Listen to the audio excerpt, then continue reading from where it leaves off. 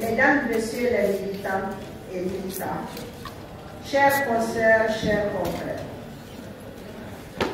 en cette circonstance qui est plus qu'une tradition, une institution, le comité de pilotage de la Maison de la Presse ne peut que renouveler les remerciements et sa reconnaissance au Seigneur Fassoni Louaton et son président d'avoir le premier à reconnaître la valeur des femmes et des hommes des médias dans la reconstruction de la démocratie et d'un état de droit. En effet, il s'agit du premier parti à avoir initié et perpétué les faits à la presse avant même les institutions de la République. Et le président Moutakatal a été depuis 1991 de tous les combats de la presse, autant dans la rue que devant les tribunaux. Il en soit ici remercié chaleureusement.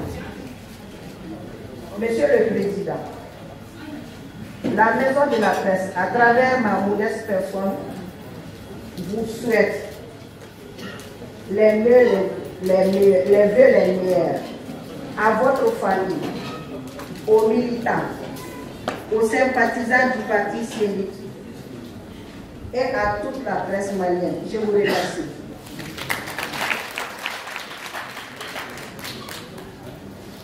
Merci beaucoup, madame.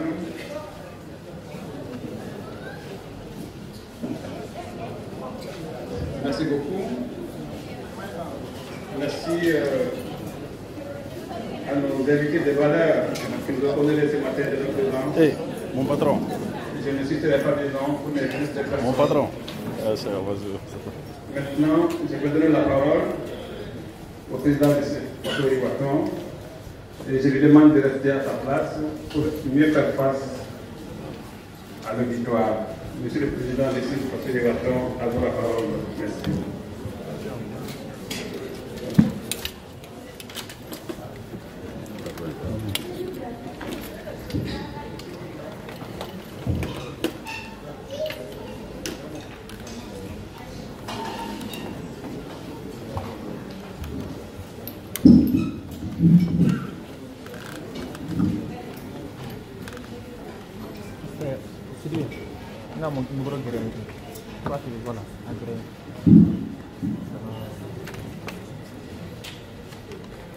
Mesdames et messieurs, merci beaucoup.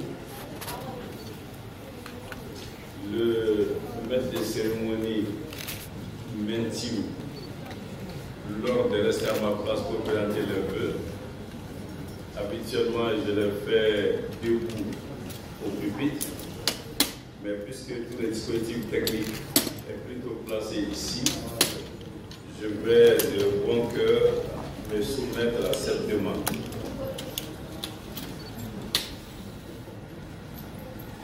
Madame le représentant de la Maison de la Presse, Mesdames et Messieurs les représentants des organes de régulation de la presse au Mali,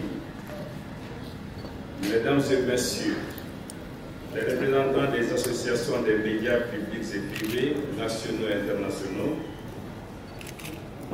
Mesdames et Messieurs les directeurs et représentants des organes médiatiques écrits, audiovisuels et en ligne, Mesdames et Messieurs les internautes, activistes des réseaux sociaux, Mesdames et Messieurs en petits grades et qualités. Par la grâce de Allah subhanahu wa ta'ala, le miséricordieux, j'ai le privilège, pour la 20e année consécutive, de présenter mes vœux à la presse. Je me réjouis de constater que cette tradition soit aujourd'hui adoptée par tous et à tous les niveaux. Il s'y ajoute qu'aujourd'hui, l'espace médiatique ne se limite plus aux seuls organes écrits et aux stations audiovisuelles. La presse en ligne, les activistes sur les réseaux sociaux y ont pris toute leur place. J'ai tenu à les associer à cette cérémonie. Certains parmi ceux qui étaient en première ligne en 1999, première année de présentation des vœux à la presse, juste maintenant d'une paisible retraite, j'ai aussi tenu à les inviter. À vous toutes et à vous tous qui vous battez quotidiennement pour conserver et consolider la liberté de la presse, dénominateur commun des autres libertés, j'ai l'honneur et le plaisir de présenter mes vœux de très bonne et heureuse année. Que l'année nouvelle soit pour vous et les vôtres une année de bonheur, de santé et d'espérance, afin que le combat que vous menez soit pour le peuple malien la voie qui mène à sa renaissance, à son bonheur et à sa grandeur sur tous les plans. Ces vœux s'adressent également à la presse régionale et locale, qui, comme vous ici à Bamako, joue de plus en plus un rôle de premier plan dans la sensibilisation contre le terrorisme, la préservation de nos valeurs socio-culturelles, la transparence dans la gestion de la cité et la consolidation des bases économiques et sociales de notre pays. Vous accepterez, mesdames et messieurs, que je vous invite à consacrer une pensée pieuse à celles et à ceux de votre vaillante corporation, morts bravement sur le champ de l'honneur, violemment arrachés à l'affectation de l'heure pour leur quête insatiable de la lumière et de la vérité. Cette cérémonie de présentation des vœux à la presse, mesdames et messieurs, est aussi pour nous un moment privilégié de communion et de partage avec les hommes et les femmes des médias et des réseaux, qui sont des leaders d'opinion et des témoins vivants de l'actualité. Soyez donc remerciés, mesdames et messieurs, d'être venus aussi nombreux et répondre à notre invitation. Mais au-delà de la tradition, nous voyons à cette rencontre un moment privilégié d'échange sur tous les problèmes que rencontre notre pays dans sa quête de liberté et de mieux-être individuel et collectif.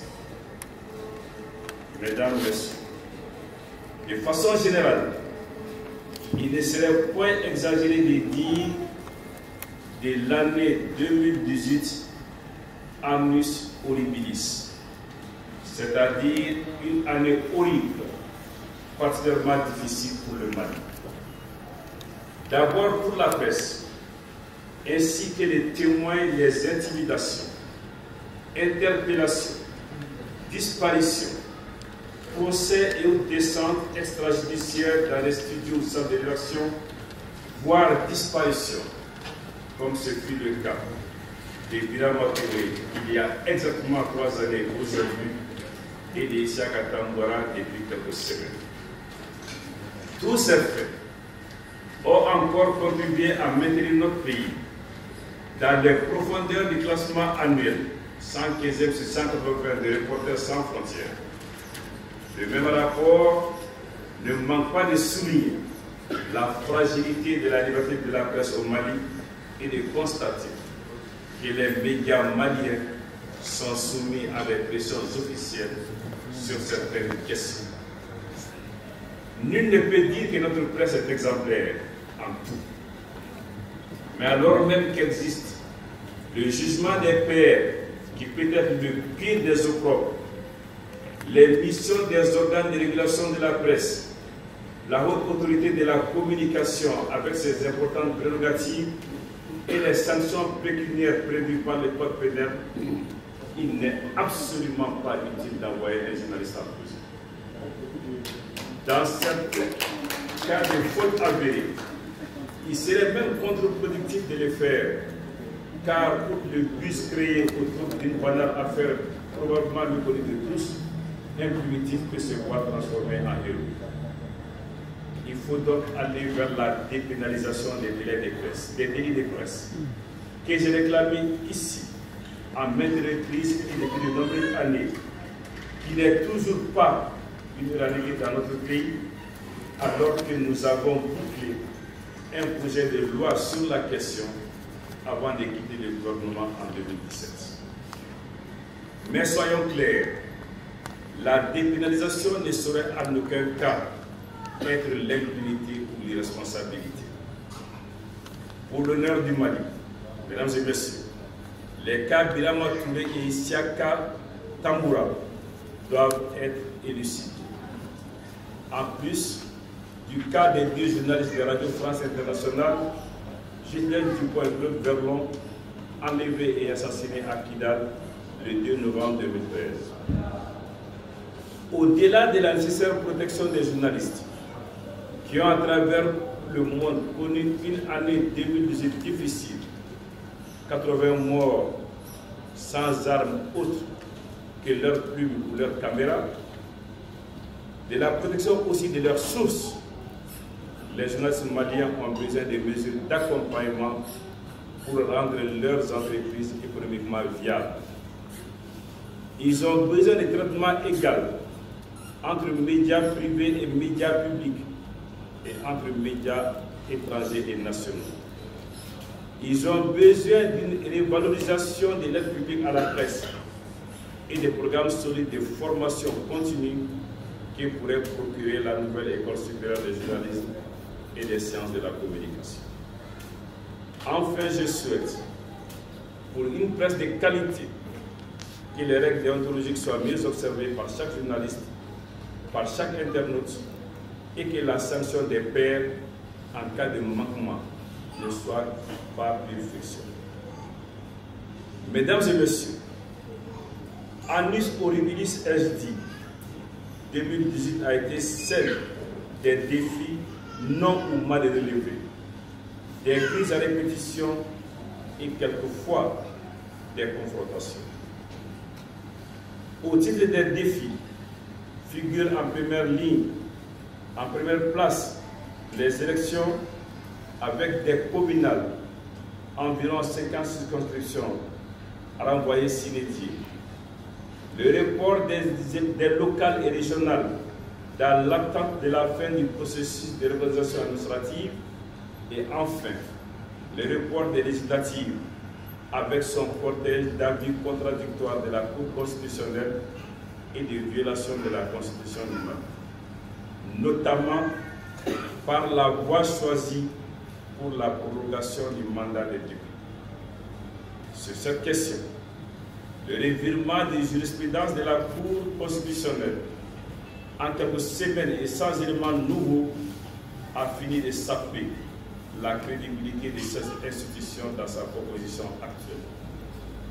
Dans tous les cas, la prolongation du mandat des députés, inconstitutionnelle dans son essence, pose plus de problèmes qu'elle n'a résolu. En toute hypothèse, il n'est pas possible d'épuiser tous les débats et réformes préalables à la tenue de bonnes élections actuellement prévues dans moins de 6 mois. Pour notre part, nous ne voyons pas comment engager un nouveau cycle électoral après les élections présidentielles contestées sans au préalable et régler la question du système électoral lui-même, dont l'élection présidentielle contestée a montré toutes les failles et limites. À l'exception notable des élections de 1997, jamais une élection au Mali n'a été aussi contestée. Et toutes les craintes formulées sur l'impossibilité d'organiser de bonnes élections à bonne date ont été matérialisées. Les élections présidentielles ont été très fortement altérées par la corruption électorale, l'achat des votes et les tripatouillages en tout genre dénoncés par une majorité des candidats et reconnus par tous, y compris les observateurs neutres et indépendants. Nous avons demandé, dans un souci de transparence électorale, la publication des résultats bureau de vote par bureau de vote, par malice. Cette publication n'est intervenue qu'après la proclamation des résultats par la Cour constitutionnelle, rendant du coup impossible toute contestation fondée sur les éléments utilisés par l'administration électorale. Or, nous avons décelé des résultats mis en ligne de très graves anomalies qui corrompent tous les processus électoraux et lui portent toute signification. Par exemple, pour Faradje, lieu de ma résidence, les fiches de dépouillement et les résultats publiés par le ministère de l'administration territoriale sont consultables sur ma page Facebook. La comparaison des deux faits laisse apparaître de scandaleuses différences. Aussi, au regard de tout notre combat pour l'instauration et la consolidation de la démocratie au Mali, et surtout de notre souci de renforcer la République, avons-nous refusé d'être complices des faits et pratiques aussi gravement attentatoires à la démocratie, et nous avons alors décidé de nous retirer purement et simplement du reste du processus de l'élection du président de la République.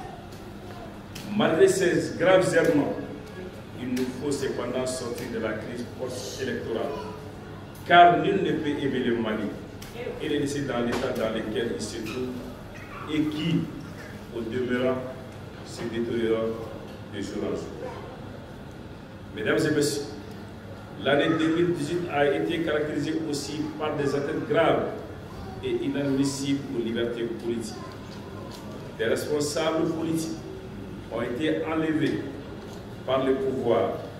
Or, un état de droit respecte les règles en matière d'arrestation ou en termes des investigations en cas d'enlèvement. Des rassemblements pacifiques ont été violemment réprimés. On se souvient encore du rassemblement pacifique organisé par les Fronts de sauvegarde de la démocratie, FFB, et de la coalition des forces patriotiques COFOP, le vendredi 16 novembre 2018, lors duquel les forces de sécurité ont délibérément jeté des grenades lacrymogènes sur les dirigeants de l'opposition à peine arrivés sur l'esplanade de la Poste du Travail et copieusement bastonné un député qui pourtant arborait son macaron. Des marches pacifiques ont été également interdites et aussi des rassemblements pacifiques en de nombreux lieux de moment. Il convient alors de rappeler que si la démocratie incarne un ensemble de principes qui doivent fonder la gouvernance sur l'état de droit, c'est-à-dire l'application effective des lois et des normes administratives, permettent d'en apprécier la réalité et l'effectivité. Nous continuerons alors à nous battre pour que puisse triompher définitivement la démocratie au sens réel du terme, avec une certaine détermination. Mesdames et messieurs, la régionalisation et la décentralisation sont certes des nécessités, mais débuter les débats sur le découpage territorial par le niveau régional, c'est vouloir édifier, nous l'avons dit, un bâtiment de plusieurs étages en commençant par les sommets sans soubassement et sans rez-de-chaussée. Fragile, l'ouvrage s'écoulera nécessaire. Et pour tout compliquer, des délais extrêmement courts, ne permettant ni organisation rationnelle des débats de fond, ni autre chose ont été imposés. C'est pourquoi nous avons dénoncé l'insuffisante préparation en amont des concertations, l'insuffisante prise en compte des facteurs démographiques, sociologiques, géographiques, historiques, linguistiques et ethniques, et aussi le caractère non équitable du projet entre les communautés et entre les territoires et l'absence de dialogue politique inclusif.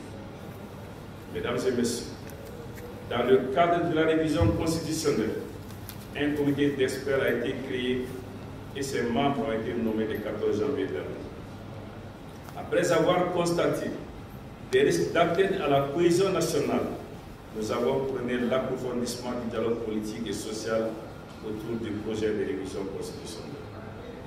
Aujourd'hui encore, tout en reconnaissant le caractère impérieux et incontournable et parfois urgent de certaines réformes constitutionnelles et institutionnelles, politiques et administratives envisagées, nous estimons que le dialogue politique inclusif est le préalable sans lequel le consensus indispensable à leur adoption et à leur mise en œuvre ne saurait être atteint. Mesdames et messieurs, nous avons tous observé une grave détérioration du front social avec un niveau de préavis et de grève effectives jamais atteint dans notre pays. Aucun secteur ne témoigne. Il est inquiétant à cet égard de constater que les dénominateurs communs de ces conflits sociaux soit le non-respect d'engagement préalablement souscrit par l'État. La conférence sociale, annoncée comme une panacée, n'a pu encore se tenir et le climat social reste particulièrement lourd sur fond, quelquefois, de tentatives maladroites de créer des divisions syndicales qui provoquent toujours de violents retours de manivelles. Mesdames et messieurs, c'est dans ce contexte qu'il y a quelques semaines, le programme d'éducation sexuelle complète et ses suites ont défrayé la chronique dans notre pays. Nous estimons que le vrai problème ne se limite pas à la suspension ou à l'abandon définitif d'un projet éducatif caché, mais finalement inventé et porté sur la place publique. Le vrai problème porte sur la problématique même de l'homosexualité au Mali. À cet égard, nous réitérons notre invitation au pouvoir à faire une déclaration solennelle, claire et nette sur sa position de principe, non pas sur un projet éducatif abandonné, mais sur les incitations et pressions subies pour la légalisation de l'homosexualité au Mali. Mesdames et messieurs, au cours de l'année dernière, lors de ma présentation de vœux, j'ai déclaré que le Mali, notre pays, se trouvait dans une situation critique et inquiétante. Aujourd'hui, et fort malheureusement, il se trouve dans une situation plus critique et plus inquiétante, ainsi que le dénote la laborieuse mise en œuvre de l'accord de paix qui patauge, l'adoption d'un pacte pour la paix plus associé de la souveraineté du Mali et l'aggravation de l'insécurité et de la pauvreté. En effet, déjà déstabilisés par les attaques djihadistes, le centre et le nord du Mali sont en outre le théâtre des violences intercommunautaires que notre pays, le Mali, ne connaissait pas. Celles-ci ont fait l'année dernière des centaines de morts parmi les civils et des milliers de déplacés. L'année nouvelle a commencé sous de très mauvais auspices, comme l'attestent les massacres, voire les génocides perpétrés à Aguelhok, à Amsongo, à Douaza, Kourou, Koulongo, Menaka, Toubina, Saïd et dans de nombreuses autres localités. Les enquêtes annoncées n'ont jamais abouti. Les crimes sont restés impunis. Les populations ne sont toujours pas sécurisées et les criminels, dont certains sont connus, semblent bénéficier de protection. Nous condamnons fortement ces faits qualifiés indistinctement de massacres, extermination, hécatombe, voire génocide. Et nous nous inclinons pieusement devant la mémoire des disparus et souhaitons pour un rétablissement au décès. La situation actuelle interdit tout silence qui, en raison de la gravité et de la récurrence des faits, serait au minimum une complicité, voire une abdication de responsabilité. C'est pourquoi nous saluons l'appel lancé avec insistance par la société civile malienne au gouvernement afin qu'il agisse immédiatement avec fermeté pour mettre un terme à ces cycles de violence. C'est pour cette raison que nous avons participé au meeting organisé par Tabital Poulakou pour dénoncer et condamner la carence fautive de l'État face aux massacres perpétrés toujours suivant les mêmes scénarios. La situation actuelle ne peut perdurer, car aucun pays ne peut s'accommoder directement des conflits régionaux et religieux ou ethniques. Le pouvoir, dans cette optique, doit se convaincre que la sécurité des citoyens et la défense du territoire national seront mieux assurées dans un contexte politiquement apaisé et consensuel dont l'initiative et la mise en œuvre les répondent. Les récents assassinats, ceux de l'imam Yatabari, d'un opérateur de police au quartier Zerni, des 10 soldats tchadiens et de la MINUSMA Les crimes de Koulongo et ailleurs au centre du Mali ont dramatiquement remis sur la place publique la question de l'insécurité. C'est le lieu d'avoir une pensée pour tous nos compatriotes déplacés dans leur propre pays et pour ceux qui se sont réfugiés dans d'autres pays voisins. C'est aussi le lieu de remercier tous les amis du Mali qui nous accompagnent dans notre lutte contre la terreur et l'insécurité et de nous incliner sur la mémoire de tous ceux qui ont consenti des sacrifices ultimes tout en souhaitant prendre rétablissement au blessés. Mesdames et messieurs, nous subissons tous ces drames. Nous vivons toutes ces difficultés dans un contexte économique très difficile pour les ménages et pour les entreprises.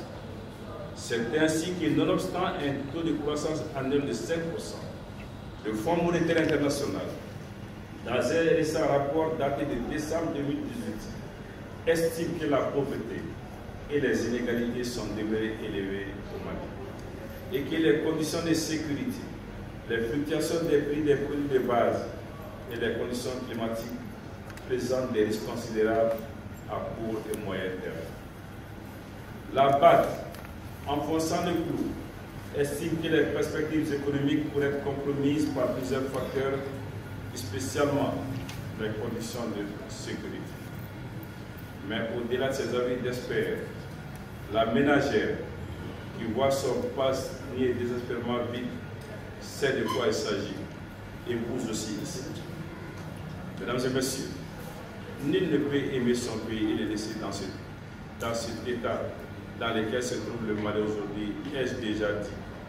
C'est donc une responsabilité partagée de toutes les manières et de tous les Maliens, chacun à la place qui est la sienne, de donner un coup d'arrêt au naufrage collectif qui se dessine inexorablement. Que Dieu sauve le Mali. Merci de votre attention.